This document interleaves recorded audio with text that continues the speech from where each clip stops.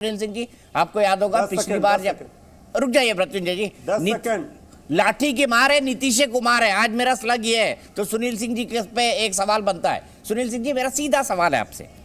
Nitish Kumar ji chargesheet पर पूरी तरह खामोश है। पिछली बार चार्जशीट ना होने पर, केस होने पर, केस की जांच शुरू होने पर भ्रष्टाचार का मुद्दा बनाकर उन्होंने सरकार, क्या नीतीश कुमार जी तेजस्वी यादव के साथ है चार्जशीट के मसले पे? और क्या तेजस्वी यादव को चार्जशीट होने के बाद हटाएंगे जो उनकी अब तक पॉलिसी रही है उसके हिसाब से? बताइए, सीधा जवाब दीजिएगा।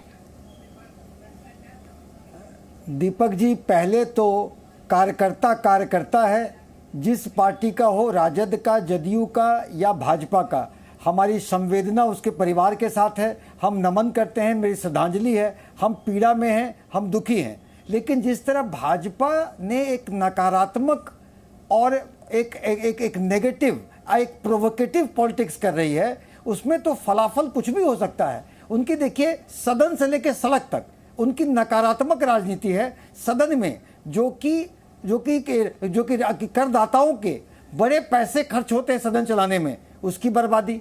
दूसरा, वो राज्य के विकास के लिए चर्चा का जगह है, लोकतांत्रिक चर्चाओं का जगह है। वहाँ ये भाजपा के लोग कुर्सी फेंकते हैं, गाली गलौज करते हैं, माइक तोड़ते हैं, अपशब्द का प्रयोग करते हैं। तो ये वहाँ सड़क पे क्या किया उन्होंने, देख लीजिए। डाक बंगला, भाजपा हमारे साथ सत्ता में रही है। भाजपा को भली भांति पता है कि डाक बंगला प्रतिबंधित क्षेत्र है, और खासकर जब सदन का सेशन आउट हो तो वहाँ तो सुरक्षा की चाक चौबंद रखनी होती है। वहाँ उन्होंने प्रोवोकेटिव किया, पुलिस को हल्की फुल्की लाठी चलाना पड़ा। और अगर पुलिस ने कोई जाति की है तो सबके फुटेज रहेंगे, और पुलिस को भी जाति का इजाजत नहीं दिया जाएगा। वो सारे फुटेज पर देखा जाएगा, वो काम होगा। अब आपने कहा कि तेजस्वी यादव के चार्जशीट पर, देखिए, माननीय नीतीश कुमार जी का भ्रष्टाचार में साफ संदेश है कि उस पर उनकी जीरो टॉलरेंस की नीति है। और लेकिन अब ये मामला, तेजस्वी यादव जी का मामला, ये कोर्ट में है। कोर्ट का जो फैसला होगा वो फलाफल होगा। और अब क्या होगा? और चार्जशीट हो गई, ये केस चलेगा। सीबीआई और चार्जशीटेड मंत्री है आपके उप मुख्यमंत्री, केस चले कोर्ट। तो जो कोर्ट, अरे भाई, लालू यादव को चार्जशीट नहीं होती, वो जेल ही जा रहे थे चारा घोटाले में, तब आपने इस्तीफा दिलवा दिया था उनका। नहीं, जब बेऊर जेल पहली बार गए थे 1997 में। मैं बता रहा हूं दीपक जी, आप मेरी बात कहें, वही तो कहना चाहता हूं कि अभी के समय में अनेकों उदाहरण हैं कि सीबीआई और ईडी का राजनीतिक दुरुपयोग हो रहा है। सीबीआई और ईडी अपनी विश्वसनीयता खो चुकी है। जब 17 में हम अलग हुए थे, उसके बाद इतने वर्षों तक सीबीआई ने कुछ नहीं किया। अगर सीबीआई ने इतने रेड किए मगर पब्लिक डोमेन में कुछ नहीं दिया, इसीलिए सीबीआई और ईडी, सर, आपको चार्जशीट हो गई है सर, आरोपी बना दिए गए, मुकदमा चलेगा। अरे जब हम साथ हुए, आरोप भर नहीं है ये। दीपक जी, जब हम साथ हुए, राजद के साथ हुए, आपकी सब बात मान ली, केस चलेगा, केस में जो होगा देखेंगे। मुझे बताइए, नीतीश कुमार इस मसले पर खामोश क्यों है? इसका जवाब दे दीजिए खाली। और आप नीतीश कुमार से पूछ के ही बोल रहे हैं ना, कल ऐसा ना हो किसी दूसरे पाले में दिखाई दे। देखिए, माननीय नीतीश कुमार जी 24/7 सकारात्मक राजनीति और काम में लगे रहते हैं। आपके उप मुख्यमंत्री पर चार्जशीट है, ये नकारात्मक राजनीति कब से हो गई भाई? करप्शन के खिलाफ लड़ने वाला सबसे बड़ा चैंपियन नीतीश कुमार, जिस मुद्दे पर 2017 में छोड़ के गए, अब वो आपको लग रहा है नकारात्मक मुद्दा है? अब घपेप बात करते हैं संजय। नहीं, आप देखिए दीपक जी सेंटेंस कंप्लीट करने दीजिए। 2017 में हमने भ्रष्टाचार के मुद्दे पर हम अलग हुए। इसके बीच में इतने वर्षों तक सीबीआई ईडी ने कुछ नहीं किया, और फिर जब हम साथ हुए तो फिर उसका क्रियाकलाप शुरू हो गया। क्या यह महज संजोग है? इससे क्या सीबीआई और ईडी के विश्वसनीयता पर सवाल नहीं उठता है? आप बताएं, आप ही बताएं। तो सीबीआई और ईडी विश्वसनीयता खो दी है। केंद्रीय जांच एजेंसियों का कुर्सी कुछ भी करा लेती है डॉक्टर साहब, कुर्सी कुछ भी करा लेती है, कुर्सी कुछ भी करा लेती है। क्यों प्रेम शुक्ला जी? नीतीश कुमार कह रहे हैं कि भाई चार्जशीट होना काफी नहीं है, केस चलेगा। ये नीतीश कुमार कह रहे हैं या डॉक्टर साहब कह रहे हैं? जी, मुझे दीपक जी, मुझे कृपा करके बताइए कि ललन सिंह ने जब ये आरोप लगाया था कि जमीन के बदले नौकरी का घोटाला है, तो क्या ललन सिंह झूठ बोल रहे थे? जब इन्होंने जो है सारी उसकी जो है सबूत सीबीआई को सुपुर्द किए थे तो क्या वो झूठ बोल रहे थे?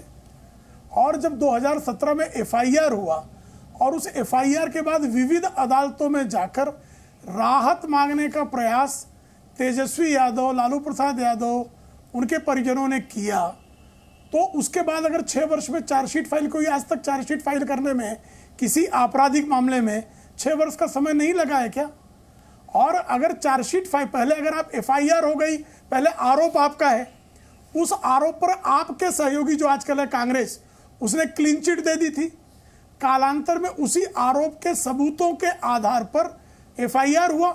एफआईआर के समय तो आपने इस्तीफा दे दिया। आज चार्जशीट हो रही है, तो चार्जशीट के समय आप जो हैं, जो आरोपित व्यक्ति हैं, उस आरोपित व्यक्ति को बचाने के लिए जो लोग उस भ्रष्टाचार के विरुद्ध लोकतांत्रिक प्रदर्शन करते हैं, उनकी हत्या करा देते हैं। और उन हत्यारों के साथ खड़े होकर आप स्वयं को नीति का चैंपियन मानते हैं। नीतीश कुमार जी, आप अनीतीश कुमार हो गए हैं। ये नीति नहीं है, अनीति है।